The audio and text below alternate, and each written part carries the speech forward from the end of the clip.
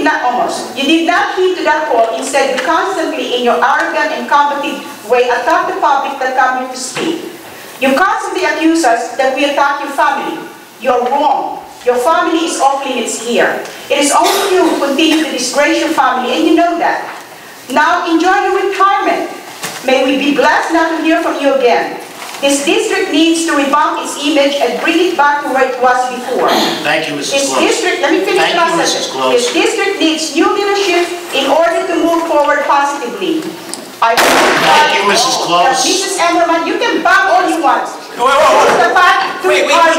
Wait, we had rules, and we gave you extra time to speak. And we thought that would, no, wait, we don't have to scream like that, please. No, but I did that for you. I extended the time for you, and then you ignored it. Mrs. Close, I didn't bang it up. Unbelievable, you people. No, unbelievable. You can believe me. Helen Hochberg. I will send up the shotgun.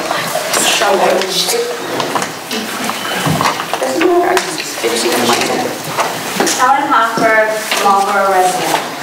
The Freehold Borough PTSO minutes of their February 4th meeting that was posted on the FRHSD website has the following quote. Mr. Heshe recently requested a vendor history for legal bills. Over the past year and a half, the district spent $782,000 in legal fees, $202,000 for a lawsuit brought by a former board member of the Board of Education against this Board of Education. Let me see if I understand this. Is it okay for the PTSO to refer to you as Mr. Heshe, but Gloria Close was admonished for doing the same thing? This is a double standard that clearly shows your disdain for the public. The $202,000 the lawyer billed for a bogus action taken by 5 former board members and the current board president, Mr. Lawson, against the former board member is significantly higher than the figure given by Mr. Schwartz after months of questioning by the public. He stated that the costs to this district were $35,000. A settlement was reached in which the former board member was paid $135,000 to settle the matter, which has never been recouped from the insurance policy as promised. Let us remember that the legal actions taken by this former board member would not have existed if the 5 past board members and the current board president, Mr. Lawson, did not take this bogus action against her. Therefore, is the cost of the matter a total of $337,000 of district money to bring this matter to conclusion. Just think of how many jobs or student programs could have been paid for with that money. At the last meeting, when a Pulse Neck resident praised the district, she was given almost 6 minutes for her statement. But when critics of the district get up to speak, we are interrupted and barely given the 4 minutes that we are entitled to. This board engages in dialogue when positive feedback is offered, but when questions are raised by critics, they are not sufficiently answered. My final questions for the board this evening are, when is the $100,000 insurance policy money going to be received by this district? And if it is not received, is this law firm willing to reduce their compensation by the amount of this money? My second question is, when is this district going to replace this law firm? Thank you. Thank you. Leon Sorolnik.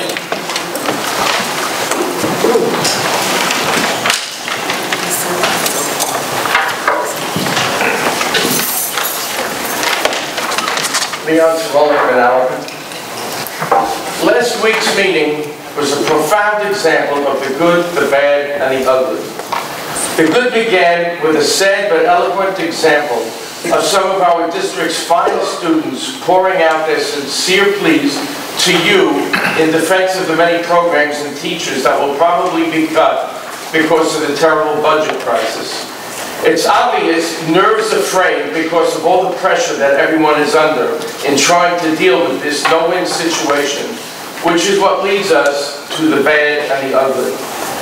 Last month, at the first meeting when the newly elected board members were sworn in, Mr. Moses and Mr. Placentella, with the agreement of many other board members, made a point in saying that the face of this board has to change in how it deals with the public.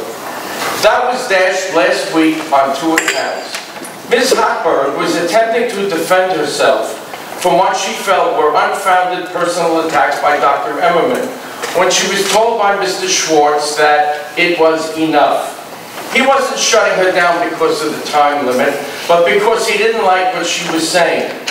Interestingly, this happened on the same day that the New Jersey Supreme Court released a decision against the West Windsor Board of Education president who silenced a citizen while speaking during the public portion for no reason other than the unpopular viewpoint he expressed, possibly subjecting the board to damages for violating the Speaker's First Amendment rights. Last, but certainly not least, the ugly diatribe that Mr. Wasser launched at me with implied threats speaks volumes to the stress that everyone is feeling from all that's gone on these last 2 years, ending with an unprecedented budget crisis which will forever change the face of this district. In the 2 years that my wife and I have been coming to these meetings, I've often made the analogy of what we've been experiencing here in the Freehold Regional District was a localized version of what we've been reading about in the national newspapers with all the scandals that were coming out of Washington almost every week. As most people, we feel powerless to deal with any negative stuff coming out of Washington. But here, when the Bryar State issue was first reported, I felt that this was something that, as a citizen, I had the ability to speak out against. I did what any concerned citizen could and should do. I wrote letters to the newspapers and came to these meetings and expressed my opinions, as is my right. I'm sorry that some people on this board don't like hearing me bring up the Bryar State issue as often as I do, but each time I was prepared to drop the subject. Certain members felt that it was necessary to make statements either minimizing what happened or excusing it as a mistake.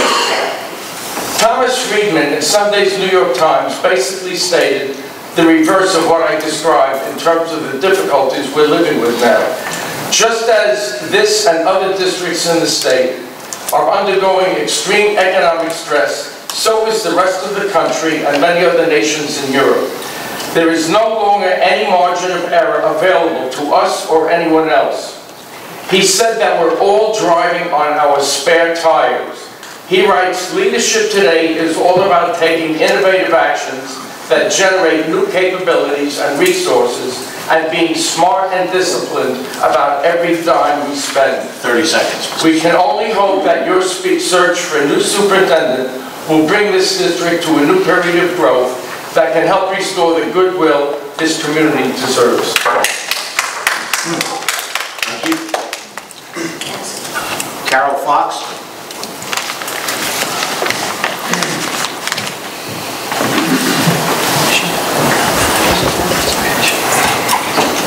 Carol Fox, Marlboro, good evening. Somehow it still surprises me how much misinformation and personal attacks comes from central office employees. Once again, Pat Emmerman has publicly criticized me. Once again, well, she's not here, but I did have shame on you, but it's shame on her. I and my witnesses are still waiting to hear an apology for her last attack of immature name-calling. Why is it so difficult for Mrs. Emmerman to get her facts straight?